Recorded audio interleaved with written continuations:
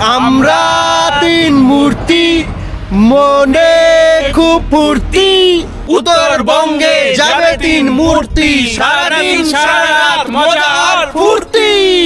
গাড়ির ভেতরে চলে মজ এন্ড মস্তি, চললুম উত্তরে মনে নিয়ে স্বস্তি। কালো পিচ্ছে সেবকের গাড়ি চলে ভোঁ ভোঁ, ফুলের গন্ধ আর সবুজের সমারোহ, হয়ে চলে তিস্তা উচ্ছল গতিতে। কখন পৌঁছাবো মোরা আর না পারি সইতে, করোনেশন পেরোতেই মন করে চনমন। ওই দেখো ওই যে দেখা যায় কাঞ্চন,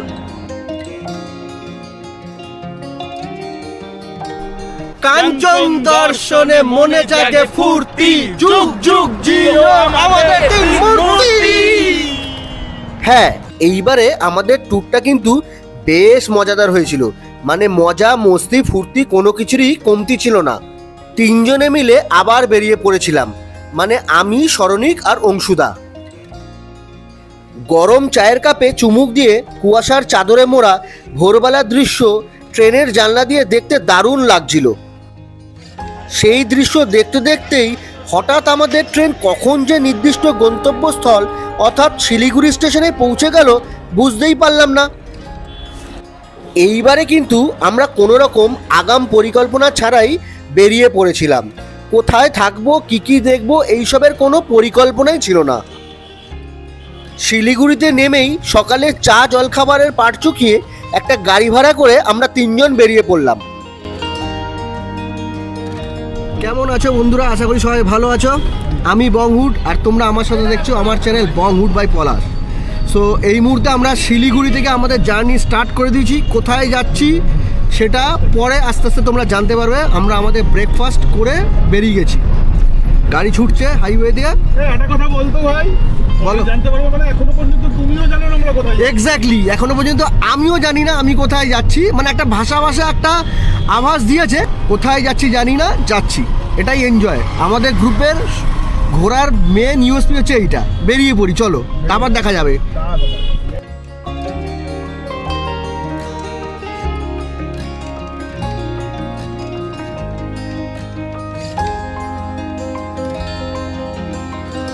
সেবক রোডের দুপাশে ঘন জঙ্গল আর মাঝখানের কালো পিচ রাস্তা দিয়ে যখন গাড়ি ছুটে যায় মন তখন এমনিতেই ভালো হয়ে যায়। যদিও শীতকালে জঙ্গল কিছুটা ধূসর।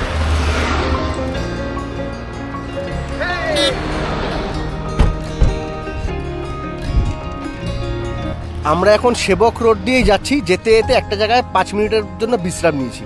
আর এদিকে ঘন জঙ্গল। আর সব থেকে মজার ব্যাপার হলো এটা কিন্তু পুরো এলিফ্যান্ট করিডোর। ঠিক আছে, আমরা দেখতে পাইনি, সেটা আলাদা ব্যাপার। বাট এখান থেকে কিন্তু হাতি রাস্তার এপার ওপার হয়, দারুণ। আর চারিদিকে জঙ্গল, জঙ্গলের মাঝে আমরা 3 বন্ধু এখন এনজয় করছি। আমরা এনজয় করতে করতে যাব, কোথায় যাব, কিভাবে যাব সেগুলো তো তোমরা দেখতে পাবেই। সঙ্গে থাকো। আমরা অচেনা অজানার উদ্দেশ্যে বেরিয়ে পড়েছি। কোনো ডেস্টিনেশন ঠিক নেই, জানি না।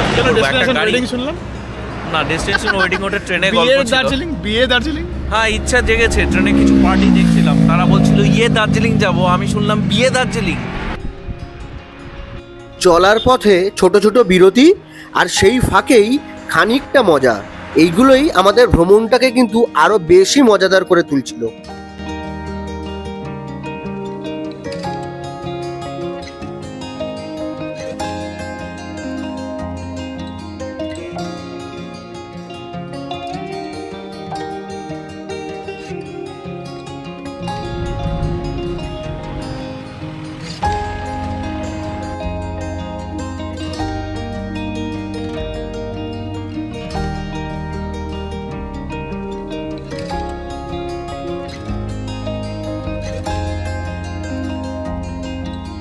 এই মুহূর্তে আমি আছি করোনেশন ব্রিজের সামনে। এই ব্রিজটা কিন্তু আমার দারুণ লাগে।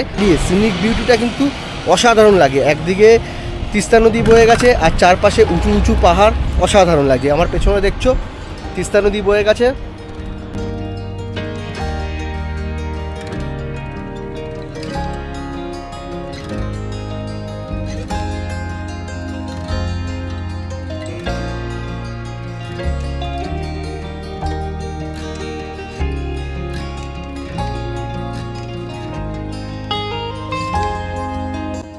করোনেশন ব্রিজে কিছুটা সময় কাটিয়ে আবার পথ চলা শুরু।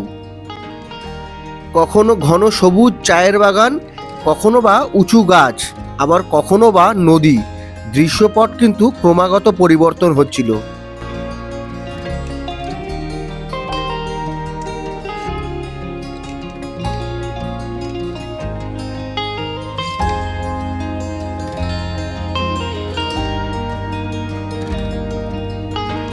মনের মতো কোনো জায়গা পেলেই ফটোগ্রাফি আর ভিডিওগ্রাফি তো হচ্ছিলই।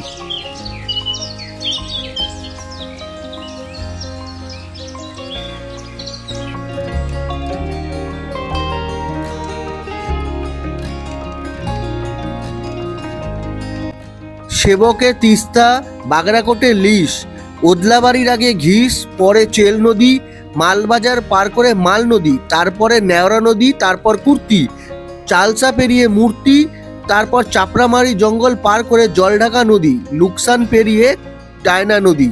বেশ অনেকগুলো নদী আমরা পেরিয়ে গেছিলাম, কিন্তু শীতকালে প্রতিটা নদীতেই জলের পরিমাণ কিন্তু একেবারেই কম। অবশ্য বর্ষাকালে এই সমস্ত নদী ভয়ঙ্কর রূপ ধারণ করে।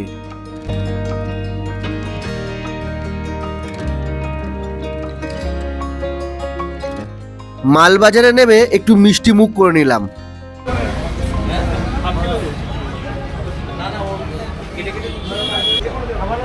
খাবো এগুলো কত? এই ছোট ভাত নেই, আগে ছিল না? আগে ছিল, শেষ।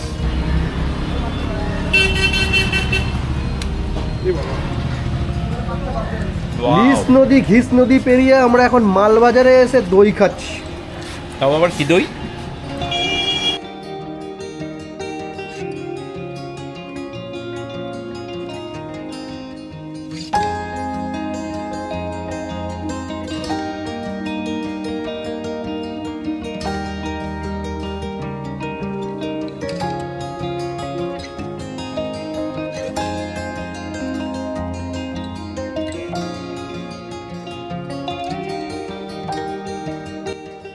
দুপাশে ঘন সবুজ চায়ের বাগান আর মাঝখান দিয়ে কালো পিচ রাস্তা চলে গেছে। এই রাস্তা দিয়ে যেতে কিন্তু দারুণ লাগছিল।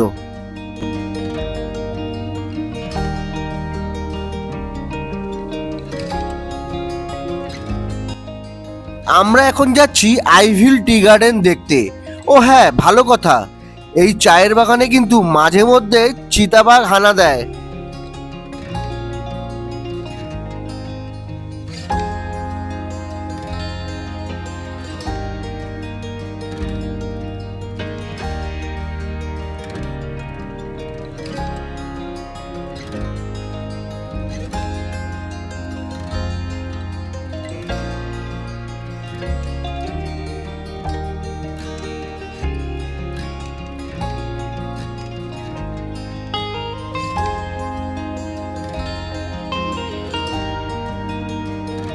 চা বাগান বিস্তীর্ণ,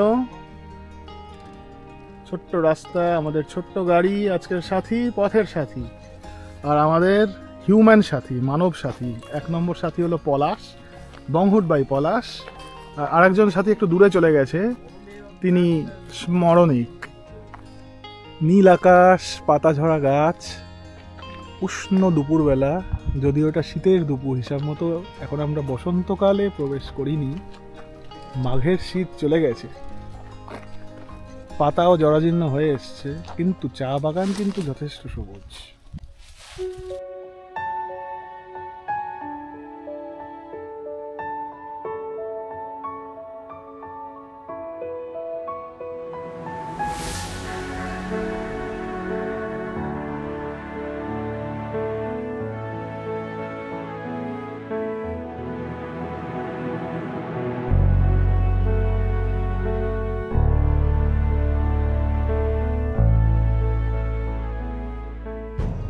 আইভিল টি গার্ডেনে বেশ খানিকটা সময় কাটিয়ে আমরা চলেছি চালসা ভিউ পয়েন্টের উদ্দেশ্যে।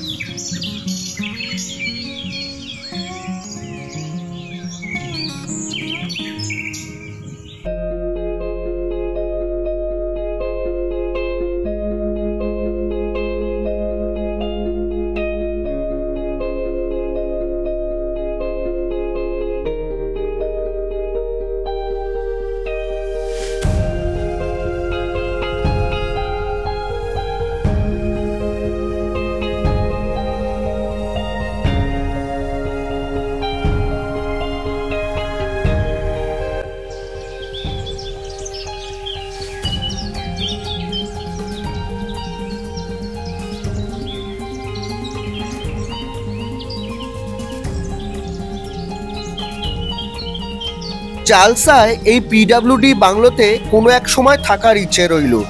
এই বাংলোয় থাকতে গেলে পিডাব্লিউডি থেকে আগে পারমিশন করিয়ে আসতে হয়, তাই এইবারে আমাদের সেই আশা অপূর্ণই থেকে গেল। ভবিষ্যতে হয়তো কোনোদিন সেই স্বপ্ন পূরণ হবে। বাংলোর মূল ফটক পেরোলেই দেখতে পারবেন কিছু ভিনটেজ গাড়ি সারিবদ্ধভাবে দাঁড়িয়ে রয়েছে। অবশ্য এইগুলো আজ জরাজীর্ণ। কিছুটা এগোতেই দেখলাম ডুয়ার্স ইন রেস্টুরেন্ট। আপনারা চাইলে এখানে লাঞ্চ সেরে নিতে পারেন।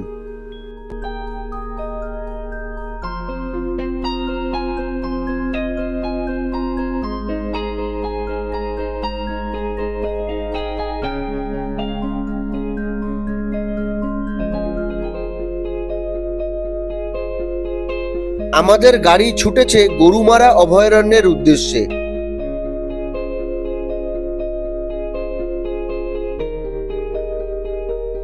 এইটি হলো গরুমারা অভয়ারণ্যের সাফারির গেট।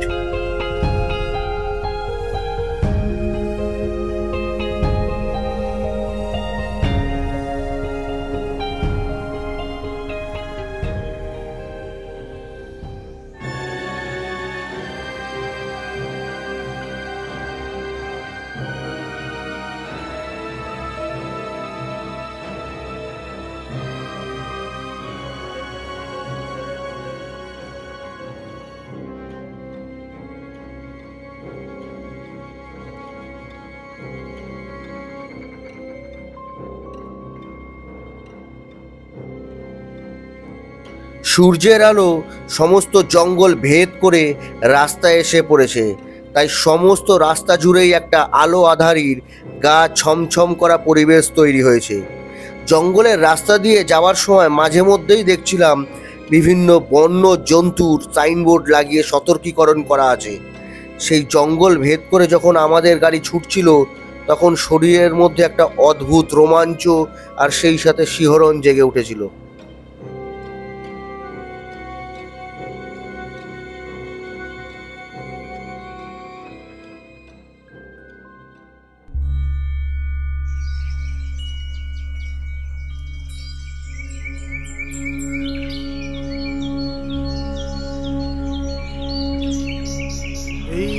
মহাকাল মন্দির লাটাগুড়ি, এটা হলো গরুমারা অভয়ারণ্যের মোটামুটি মাঝখানে একটা জায়গা।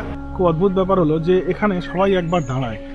দাঁড়ানোর কারণ হলো এই যে গহীন অরণ্য, গরুমারার এই গহীন অরণ্যের কোনো যেন মনে হয় কোনো সীমা পরিসীমা নেই। সেই গহীন অরণ্যে সর্বদাই একটা জঙ্গলি পশু বা মহাকাল মানে হাতি বা অন্য যে কোনো জঙ্গলি জানোয়ার তার একটা ভয় কাজ করে। সেই ভয় থেকে একটা ভক্তি রস উদ্ভাবন হয়েছে এবং তারই ফল হলো এই মহাকাল শিব মন্দির। এখানে কোনো আক্ষরিক অর্থে কোনো শিবলিঙ্গ নেই, এটা যেটা দেখা যাচ্ছে বা এখানে যেটা একটা হাতির মূর্তি সেটাকেও পুজো করা হচ্ছে, এগুলো সবই হচ্ছে পরবর্তীতে লাগানো। কিন্তু বেসিক্যালি এই জায়গাটাতে যে সাদা সাদা শিলাগুলো ছিল, লম্বাটে শিলাগুলো, সেগুলোকেই শিবলিঙ্গ হিসেবে পুজো করা হয়ে এসেছিল অনেক বছর ধরে।